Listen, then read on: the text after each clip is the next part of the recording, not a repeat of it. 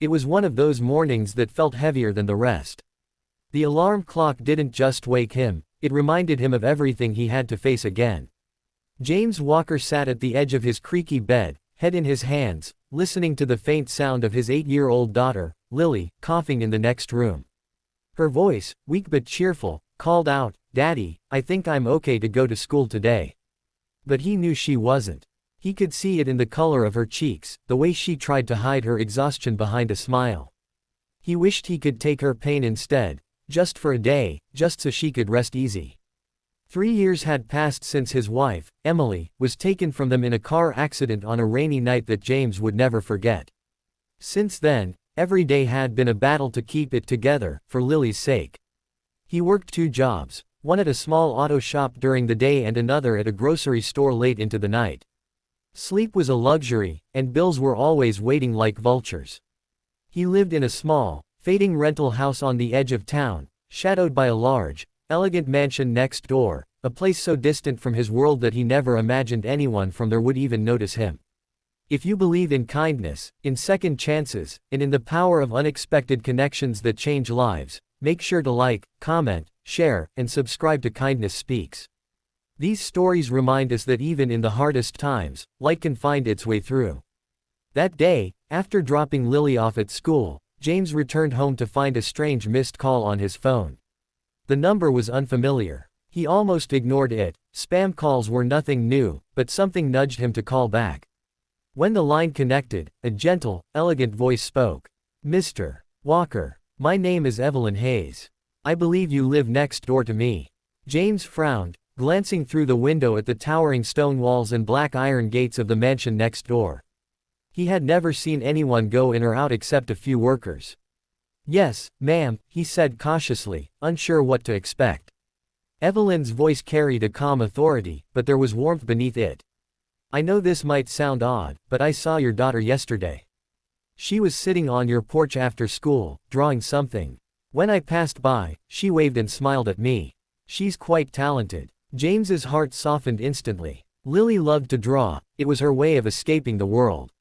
"She's a sweet kid," he said, his tone protective yet proud. "I was wondering," Evelyn continued, "if you and she might come over sometime. I run an after-school art program in the mansion for neighborhood children, and I'd love for her to join us. It's completely free." James was stunned. His first instinct was suspicion. Nothing came free, especially from people who lived in mansions.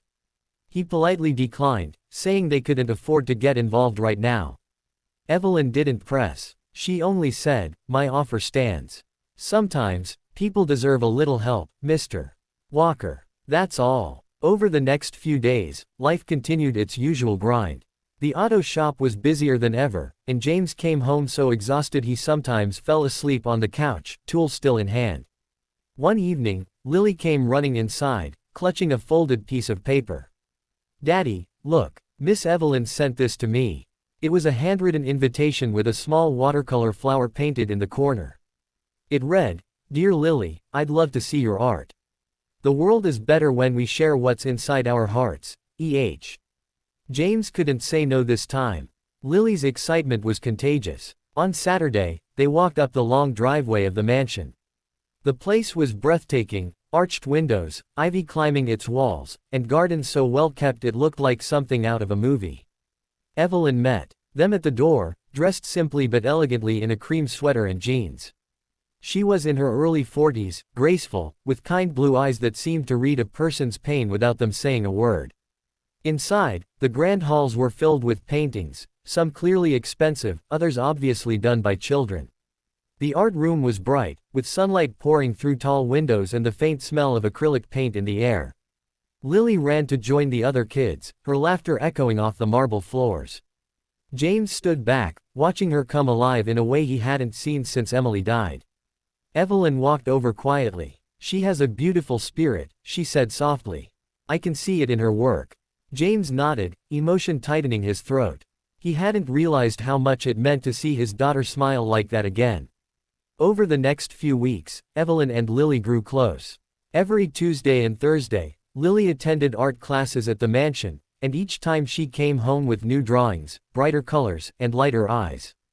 Evelyn often sent meals home with her, lasagna, soup, even homemade cookies. At first, James resisted accepting help, but Evelyn always said the same thing with a gentle smile: kindness isn't charity.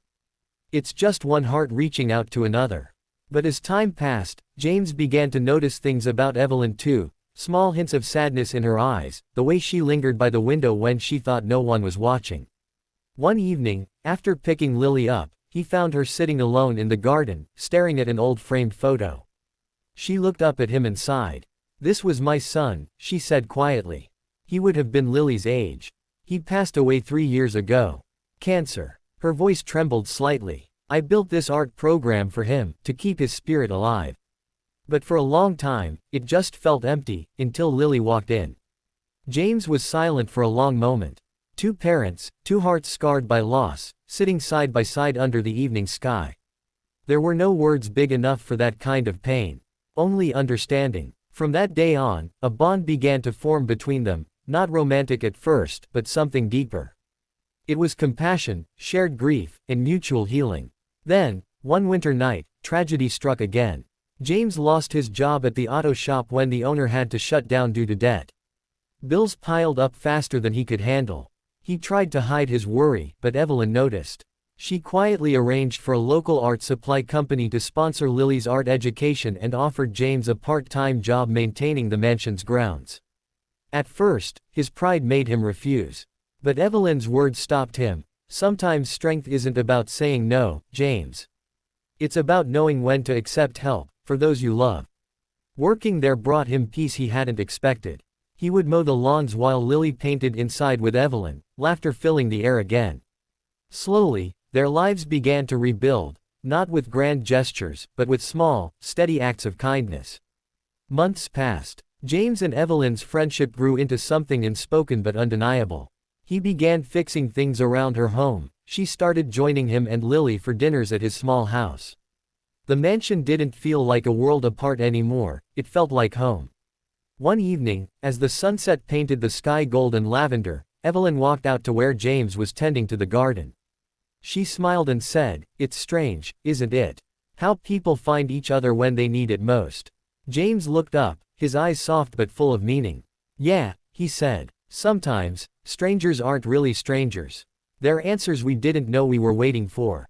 By spring, Lily's art was featured in a local children's exhibition, and Evelyn made sure the entire town came to see. When Lily stood on stage, holding her little painting of 3 hands, hers, her father's, and Evelyn's, James felt something deep shift inside him. For the first time in years, he felt complete. And as the applause filled the room, he turned to Evelyn and whispered, "Thank you, for saving us without even trying." She smiled with tears in her eyes and said, "You saved me too, James. You and Lily reminded me what life still has to offer. If this story touched your heart, if you believe that kindness can heal, and that sometimes the right people come into our lives when we least expect them, please take a moment to like, comment, share, and subscribe to Kindness Speaks. Your support helps us share more true stories of hope, love, and second chances.